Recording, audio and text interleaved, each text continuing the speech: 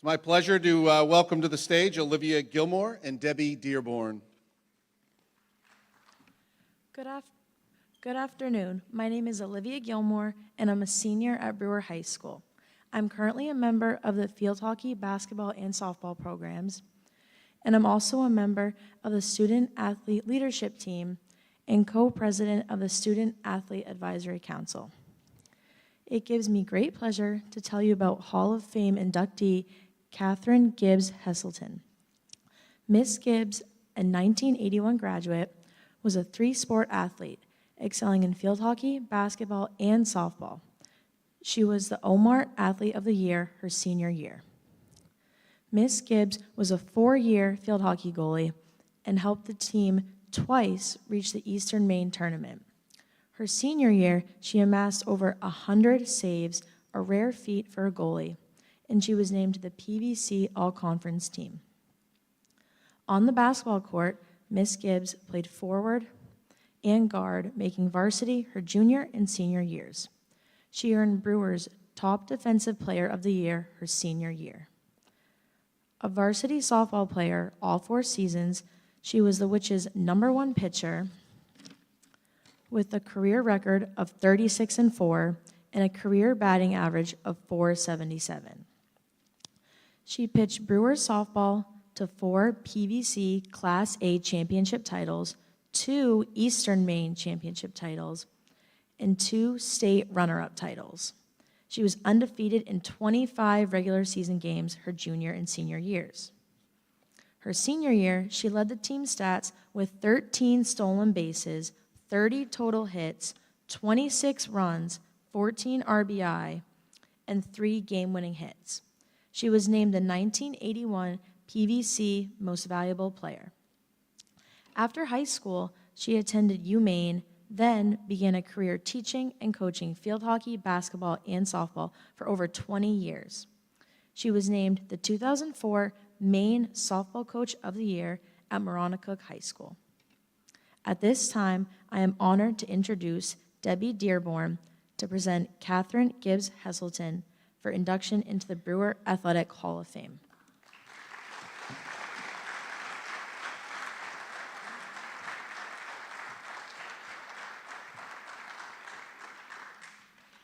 Good afternoon, inductees, families, and friends.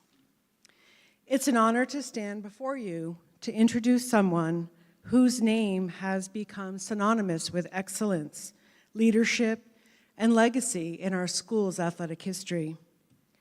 Today, we welcome into the Brewer Athletic Hall of Fame a true competitor who didn't just play sports, but elevated them. As you heard, Katherine Gibbs Heselton was a standout in not 1, not 2, but 3 sports: field hockey, basketball, and softball. She not only was a 3-sport athlete, but excelled in all of them. Hence, that's why we're here. Being an implant from Holbrook Middle School, I heard about Gibbs, as she was fondly called, before arriving at BHS. In the fall, she played a sport I was totally unfamiliar with: field hockey. At that time, my middle school only offered basketball and softball, so field hockey was foreign to me. I remember the first game I watched. I was astonished at the amount of ground Kath could cover as the team's goalie. The athleticism, the speed, the hits taken as the goalie must have been the toughest position to play. She was amazing, flying through the air and sacrificing herself for her team every time she entered the field. That's why we're here. When basketball season rolled around, I got my opportunity to be Kathy's teammate. It's our freshman year, and we were thrilled to have made the junior varsity team. For being on JV meant lots of playing time and lots of opportunities to meld Brewer athletes with those of us from out of town. This is when I really got to know Kath as an athlete and as a person. Even though Kath was already known at BHS, She never carried herself as better than the rest. She was always a team player, focused on building each other up, which is why I feel we were so successful during our 4 years at BHS. This is the season that not only made us teammates, but friends forever. That's why I'm here. Spring softball was next. You don't realize the athleticism of a pitcher until you're standing behind said pitcher delivering a pitch at a speed you've never experienced. That was Kathy Gibbs. We also know that when the pitcher is struggling and we lose, they get the loss. When the pitcher is on and we win, they get the win.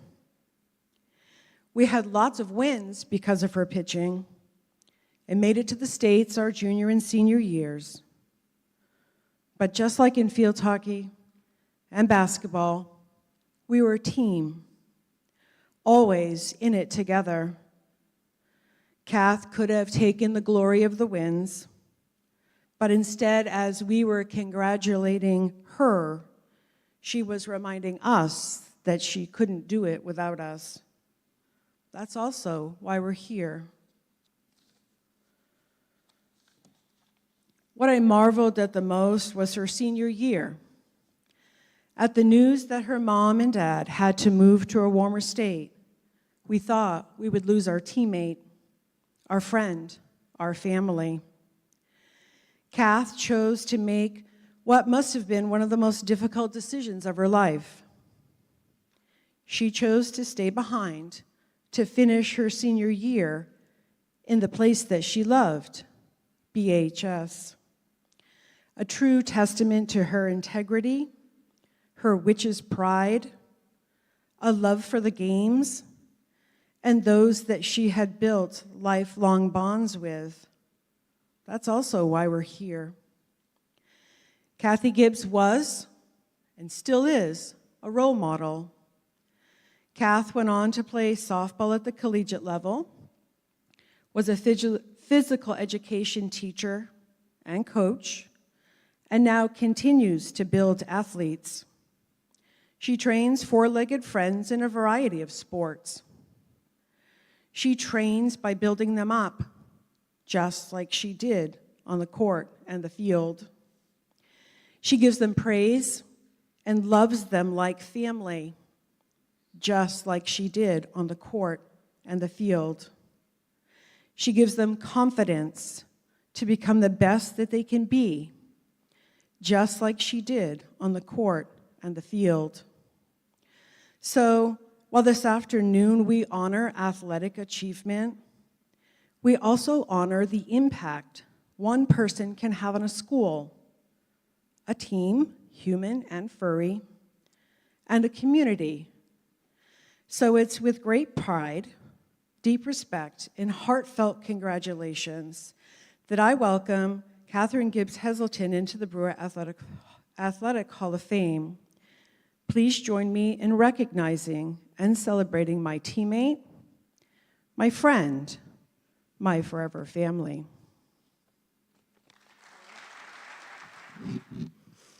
It's such an honor to be here. Congratulations to all the other inductees out there as well.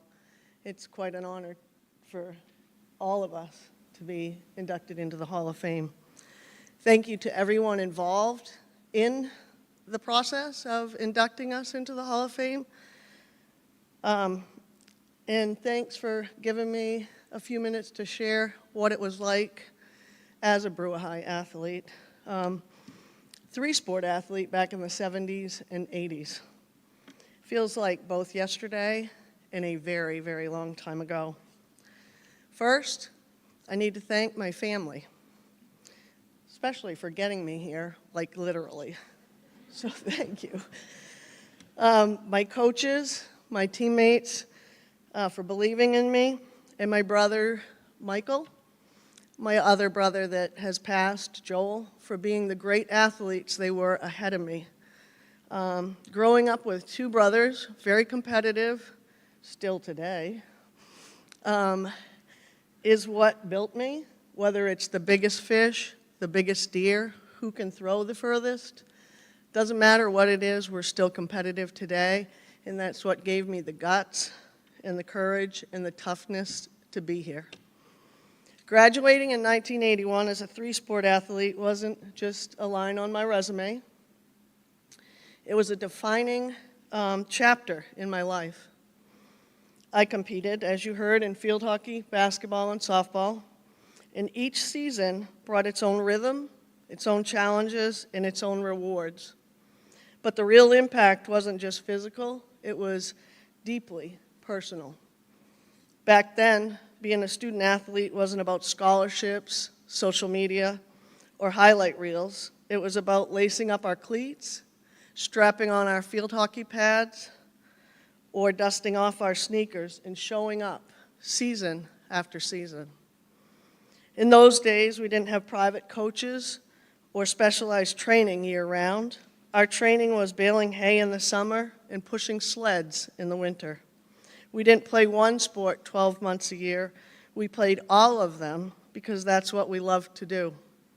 And we played them for our school, for our town, and for each other.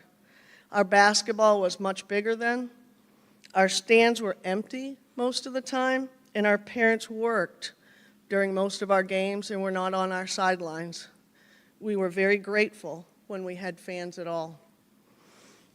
Being a female athlete in those times meant playing with heart, grit, and a whole lot of resilience. We weren't just learning how to dribble, spike, or sprint. We were learning how to stand tall in a world that didn't expect us to. We carried ourselves like champions, even when no one was looking.